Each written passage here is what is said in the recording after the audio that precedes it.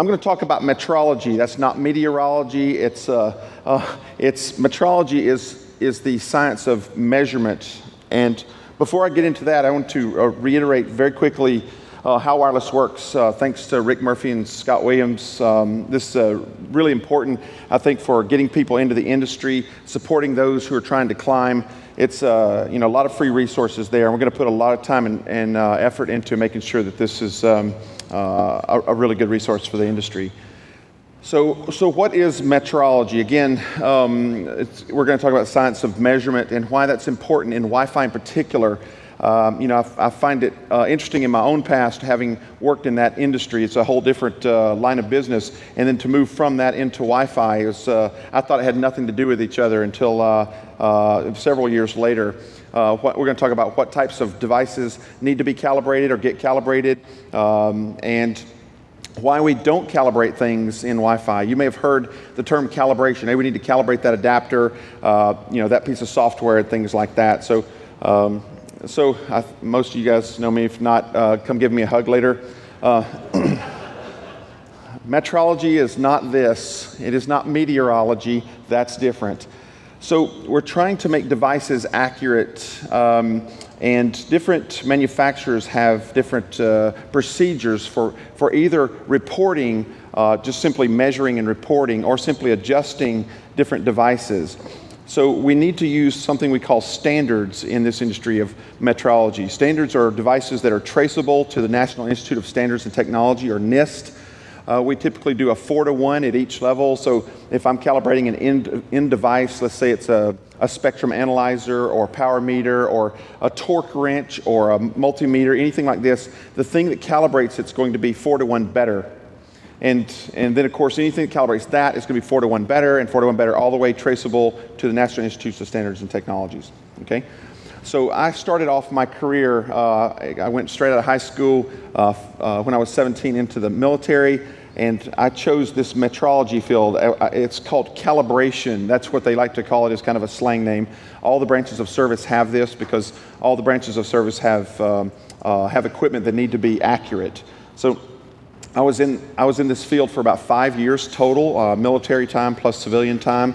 I left that industry to get into computer networking, first into PCs and then into Novell. Yes, they still exist. And then Microsoft, then Cisco, and then the whole Wi-Fi thing. So I spent a lot of time in calibration, and everywhere I went, they stuck me in the RF lab, which I thought was a horrible thing, and then here we are, right?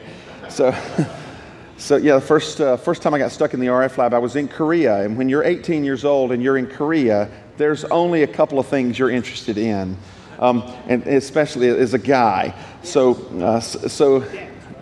Right, beer, dancing was my thing, and of course then a girlfriend maybe. And so my team chief said, "Hey, Akin, our RF guy left country." So I was like, "Uh-oh." He goes, so you're our new RF guy. I didn't even know what RF meant. And he handed me a stack of books nearly as tall as me and said, "This is what you have to do until you leave country." And I was like, but what about beer, right? And so I spent all my time in country doing studying all the time. And then I went to my next duty station, and they said, "You don't know anything about RF, do you?" I was like, "Oh, no." And I spent the next 2.5 years doing that, and then I got out of the military, and I went to work as a calibrator, and they said, "You don't know anything about RF, do you?" And I was like, "Oh." And they said, "Because we pay much better." I said, "I'm your RF guy." So I did that for a while and finally said, working in a calibration lab is not for me. Maybe some people like it. I'm not one of those guys. So I got into networking, and I left that behind, only for it to show right back up again back in about 2001 in RF. So we call the calibrator's best friends the tweaker. That's not twerker, or that's not something to do with drugs. It is an adjustment tool, an alignment tool. And when you work in labs, you're constantly messing with things, tweaking things, calibrating. The most fun part of the job is when you'd be working on something that cost about $250,000, maybe a spectrum analyzer, and it wouldn't calibrate properly, so you'd have to repair it. And when you're repairing it and you've got a $250,000 spectrum analyzer, there's parts all over the table, and you put it all back together again, and you've got stuff still laying on the table. So we go, we'll just put those in our pocket. We call those pocket parts. That's things that maybe it shouldn't have been in there to start with, right? You know, I was 18, right? What did those engineers know? So there's different, a variety of fields within this calibration or metrology: DC and low frequency, direct current and low frequency, physical dimensional like weights and scales and torque wrenches, and then you have radio frequency and microwave, which I spent an inordinate amount of time doing. And you know, then there's numerous others, things like optical and flow and temperature and stuff like this, which I really hated. So I got stuck in RF against my will, and then re-stuck in RF, and then finally I was like, finally I can do something fun, networking, and then wireless LANs comes along in '99. Woohoo! Back in the RF again. So I've found that I really enjoy RF when it's LAN related, but not when it's repairing and calibrating spectrum analyzers and power meters and things like this. So standards are very accurate devices. That's their job. Be more accurate than the thing that you're calibrating, which we usually call a unit under test or a UUT. They're, like I said, they're all calibrated, and there's a lot of different kinds of devices in RF that require calibration. You know, you've heard of things like power meters and spectrum analyzers, but there's also signal generators and high frequency oscilloscopes, or what we call dual domain or mixed domain oscilloscopes that do some spectrum analysis, and you know, frequency counters and a variety of things like this. So usually the tolerances are specified by the manufacturers in their manufacturer's guides and things like this that are humongous. Once we calibrate these devices in the lab, we're going to affix a tamper-proof sticker to them. We're going to put a seal on them. Usually most devices in RF are calibrated per year, and that's not a cheap process. You're going to get a certificate of calibration. You know, you guys know about Air Magnet getting bought by Fluke. What you probably don't know is Fluke and some other guys like Tektronix and Agilent, which is used to be part of HP, were all in the test instrumentation game for many, many years before they ever had networking. And so you know, that was my first introduction to Fluke was in 1987. So worked with their stuff for a long time before they ever showed up in the networking arena.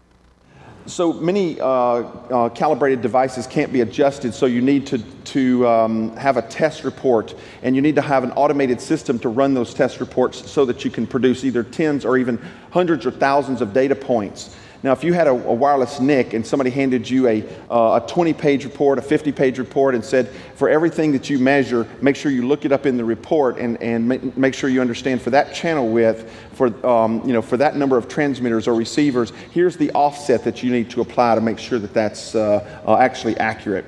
Okay? So where do we do calibration? We do it in the field, we do it in calibration labs, we do it in secondary reference labs and primary labs, all the way up the food chain until you get to the National Institutes of Standards and Technologies. And as you move up the food chain, you get more and more accurate equipment. So, you know, radio cards can have anywhere from 1 to 4 transmitters in them, and we need, in order to calibrate these, we need to be able to put out various transmit chains, output power, channel widths, and all kind of things like that. And in order to measure that, it's going to take an automated setup. We've got to have something to plug the radio card into, whether it's USB or mini PCIe or what have you. And then we've got to have some software that can tell the card to set to a certain you know, type of transmission, channel width, guard interval, the whole thing. And then something to read that from. We're going to put that, let's say, into a calibrated spectrum analyzer, power meter, and we're going to run automated tests. And likewise, in reverse, we've got NICs can measure things. So we've got to have signal generators and power meters and automated test software and automated platforms to plug this radio into to do all this. So in both directions, you know, we've got to put power out, put power back in, and measure with calibrated devices, which is going to be extremely complex. A lot of data points that you would have to deal with, you know, the different specs from the manufacturer on these cards, and you would be, in the test report, you'd be looking at things like your channel widths and different supported channels, so it'd be on a per channel basis. So this is outrageously a complicated and expensive process that you'd be dealing with, okay?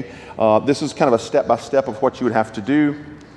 And of course, then you would have to reference the test report anytime that you're making measurements to see, what's if it's accurate or not. If I said, what is it reading? You said maybe a minus 30 dBm. Is that accurate? Oh, it's 1.67 dBs off. Do you care? Probably not.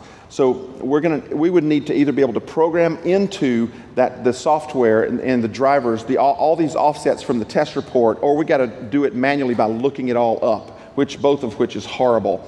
So you're looking about factoring in this additional information for every measurement you make, which is just a whole bunch of stupid.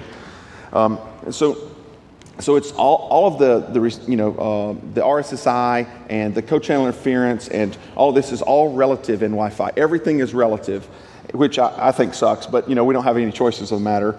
If you take different devices, whether it's a measuring device or a transmission device, you're going to have variances between those. You could take two air checks, measure them against each other, and there'll be variance. Take two iPhones, there'll be variance. And all of those things you can't correct those issues. So we end up using standard deviations and basic offsets, just from rule of thumb, okay?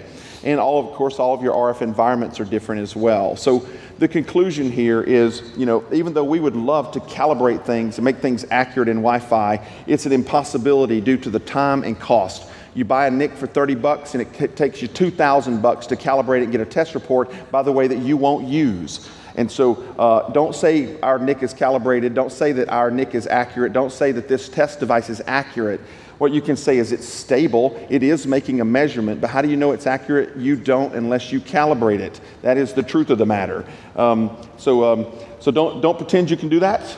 Just simply say, I don't know if it's accurate or not, but I measured 6 of them, and this is about what all of them's center mass is. So you can look at standard deviations. So that's it. Sorry, I ran over a little bit, but